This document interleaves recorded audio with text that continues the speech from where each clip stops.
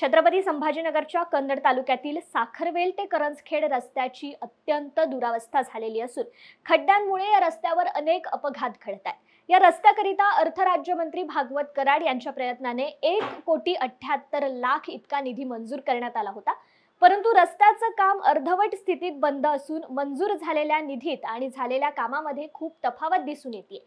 या रस्त्याचा आढावा घेतलाय आमचे प्रतिनिधी रवींद्र खरात यांनी।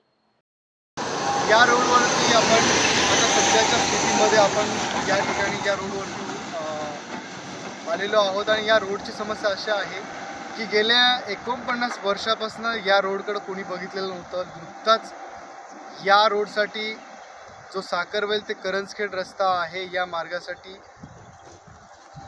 मागच 1 किलोमीटर रस्त्याची मंजुरी मिळालेली होती।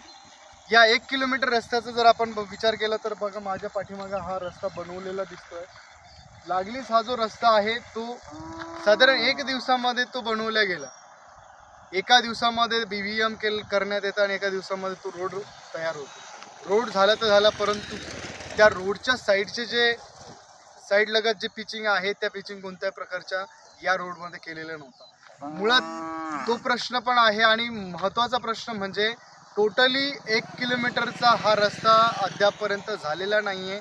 कारण जर इंजिनियर या ठिकाणी असेल तर त्यांनी ती पूर्ण मोजमाप व्यवस्थितपणे करावा आणि हा जो रस्ता बनवलेला आहे या रस्त्याला टोटल 1 किलोमीटर तो बनवलेला आहे का नाही हे पहिले ते चेक करावं। सध्याच्या परिस्थितीमध्ये आपण काही नागरिकांशी या संदर्भात वार्तालाप केली। त्यांनी सांगितलं आहे की हा जो रस्ता बनलेला आहे तो पूर्णतः निकृष्ट दर्जाचा आहे। येणाऱ्या दिवसांमध्ये त्या रस्त्याचे दर्जेयुक्त काम व्हावं अशीच अपेक्षा नागरिकांची आहे।